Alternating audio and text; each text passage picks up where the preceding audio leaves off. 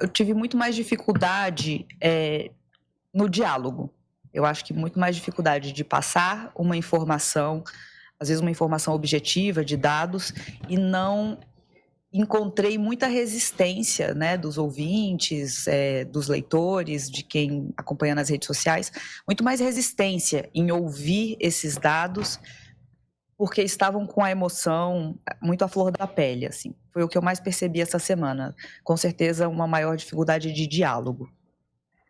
Carol, quem não tem a impressão que teve uma certa dificuldade de diálogo na semana passada, e aí eu falo apenas parcialmente com ironia, foi a família Bolsonaro.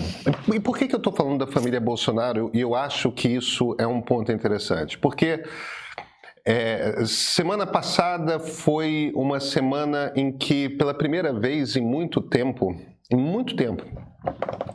pela primeira vez houve um espaço que foi para além do eleitorado de direita e tocou no eleitorado moderado. A ideia de que bandido morto talvez não seja uma ideia tão ruim assim, é uma ideia tolerável, a gente não precisa de bate-pronto questionar a polícia. Todas as pesquisas mostraram isso. Em qualquer momento dos últimos 5, 6, 7 anos, isso era um prato feito para qualquer ser humano com sobrenome Bolsonaro.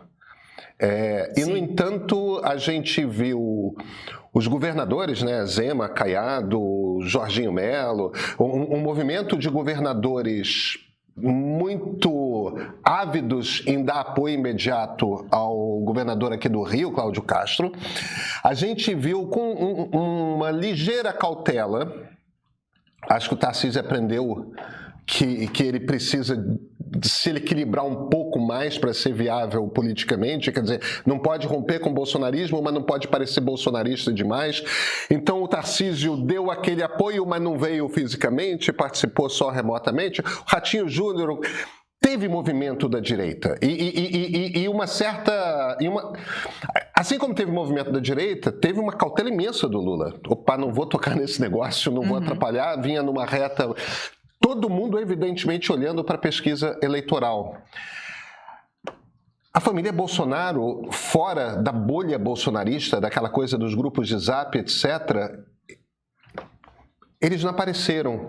Eu fiquei com um pouco de impressão, não sei se é excesso de otimismo da minha parte, eu fiquei com um pouco de impressão de que já existe um movimento dos políticos de direita de tentar se livrar dessa turma. Como é que você conhece essa família como acho que nenhum outro jornalista no Brasil? Eu sinto muito. Não é exatamente o melhor aposto. Veja, eu não sei se as pessoas sabem disso.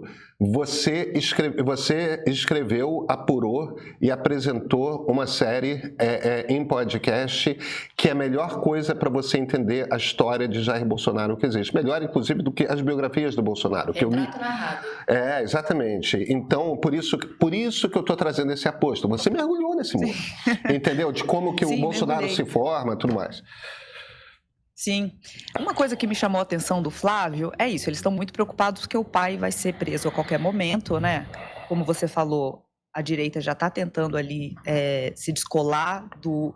Continua sendo o bolsonarismo existe para além do Bolsonaro, mas se descolar, né, do nome Bolsonaro, do Jair Bolsonaro. E eu fiquei prestando atenção numa coisa, que eu falo até isso no podcast, né?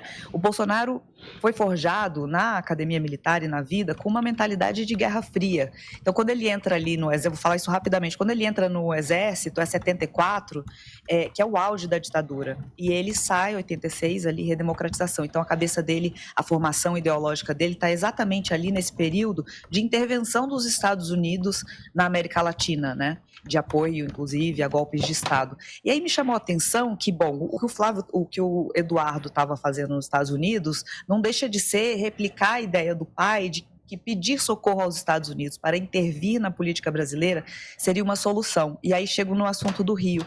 O que eu achei curioso é que não só eles não tentaram surfar nessa onda, como o único que um pouco se prontificou foi o Flávio Bolsonaro, um pouco ali anunciando uma vaquinha para a família dos policiais, mas o grande anúncio dele é de que ele estava enviando para os Estados Unidos um relatório taxando o Comando Vermelho de narcoterroristas, justamente no momento em que os Estados Unidos estão ali atacando barcos da Venezuela, acusando de serem traficantes levando droga para os Estados Unidos. Eu também senti como se fosse mais uma vez uma tentativa de pedido de socorro aos Estados Unidos e talvez mais atrelado a convencer o Trump a intervir aqui do que propriamente por causa do Rio de Janeiro. Fiz essa análise pelo tom do discurso do Flávio. Você acha, então... Desculpa, Luiz, eu te interrompi. Eu te prometo que a próxima deixa a sua. A sua impressão, então, é de que eles estão tão absorvidos que eles simplesmente pararam de olhar para a política brasileira e para a sua movimentação, porque isso atrapalha, inclusive, as chances de que eles têm... Porque, veja, eu não sei se você concorda com a minha análise, eu não sei o que suas fontes têm dito e como é que você está vendo a coisa, mas a maneira como eu estou lendo esse jogo hoje é o seguinte: o Trump tem dois problemas concomitantes. Um ele quer impedir a entrada da China na América Latina. O outro ele gostaria de ter mais governos de direita na América Latina. Esse troço tem conflito. Se ele afasta o Brasil continua tendo superávit, o Brasil continua crescendo em exportação, mesmo sobretaxado pelos Estados Unidos. A única coisa que aconteceu é que o Brasil está vendendo menos para os Estados Unidos, mas ele está vendendo mais para outros países.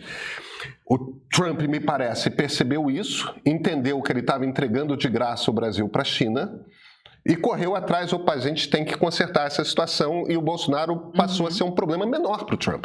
Abertamente menor. Totalmente. Então... Saiu do radar dele completamente, não é nem menor, né? É isso. E a partir daí, o que os bolsonaros precisam? Que eles precisam eleger um presidente ou um vice-presidente da República, eles precisam eleger alguém que vá tentar peitar o STF para conseguir um perdão, com algum tipo de estrutura jurídica, algum tipo de perdão que tire o Bolsonaro da cadeia. Eles precisam disso. Não faz sentido eles largarem o olho da bola da política brasileira. E parece que eles fizeram isso. Assim, os Bolsonaro e os filhos são um jogo de espelho, né? Um reflete no outro. Você pode ver que tudo que o Eduardo Bolsonaro fez, segundo ele, ali na troca de WhatsApp, você vê isso, que ele tem certeza de que ele iria salvar o pai da prisão. Tanto que naquelas mensagens vazadas que ele xinga o pai, ele fala: tô aqui por sua culpa, né? Tô aqui tentando te salvar e você é um mal agradecido. Então, eles estão ali, eu acho que sim, eles estão um pouco dragados pela possibilidade do Jair ser preso a qualquer momento, mas aí entra o que você falou da direita. Então, a gente sabe, né? Tem um campo que vai votar no Lula, tem um campo que vai votar no candidato de direita, seja quem for, e eles estão disputando esse centro. E aí eu acho que parte daí a ponderação que a gente viu do Ratinho Júnior e do Tarcísio de Freitas, governador de São Paulo, né? Dos dados, você até falou desses dados ontem que eu assisti, você está usando bastante os dados da Quest, né? Isso. Que a maioria das pessoas aprovou, por exemplo, a operação no Rio de Janeiro, mas quando a gente faz um recorte de gênero, 70% dos homens ou mais, né, 73, aprovaram, 74, mas entre as mulheres foi minoria, foi abaixo de 50%, né? Uhum. E aí eu queria trazer um dado aqui para a gente pensar junto.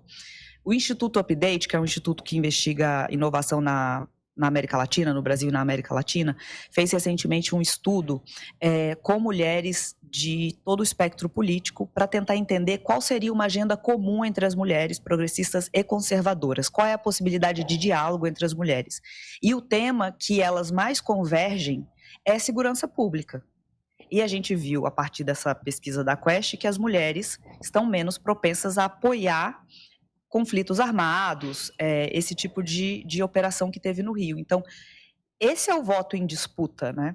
Esse é o voto que na eleição ambos os lados estão buscando. E aí eu entendo a moderação do campo da direita e talvez mais para omissão do ponto do lado da esquerda, né? Mais do que moderação, eu achei que foi omissão. Eu vou passar para você, Luiz, eu só quero completar uma coisa que a Carol falou, que foi uma coisa que eu ouvi uma vez do Felipe Nunes e que eu acho que mata a pau essa questão dessa diferença de gênero sempre que você envolve arma de alguma forma. Arma na mão do policial, liberação de arma isso, arma aquilo. Na cabeça de mulher, principalmente de mulher da periferia, essa arma tem um destino, ou é ela ou o filho dela.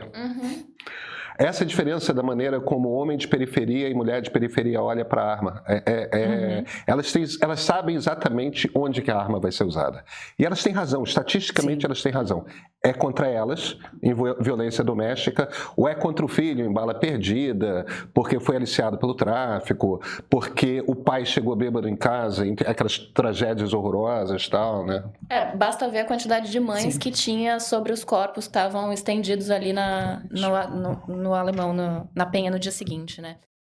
Olha só, você precisa dominar a IA antes que ela te domine, viu? Foi pensando no desafio da era dos agentes e automações que está de volta o curso queridinho do meio. Lançamos o Bootcamp 25-26 IA Formas de Usar numa edição prática comigo e mais 3 especialistas para ensinar como transformar ferramentas de IA em resultado real nos seus projetos e na sua rotina. As ofertas de pré-lançamento vão até quarta-feira, 5 de novembro. Tem 30% de desconto no curso avulso, ou você pode assinar o plano Premium mais cursos para acessar esse e outros cursos do meio. E se já é Premium, pode fazer o upgrade para o Premium mais cursos com 20% de desconto. Corre, que é por pouco tempo. Clica aí no link da descrição e garanta seu desconto agora.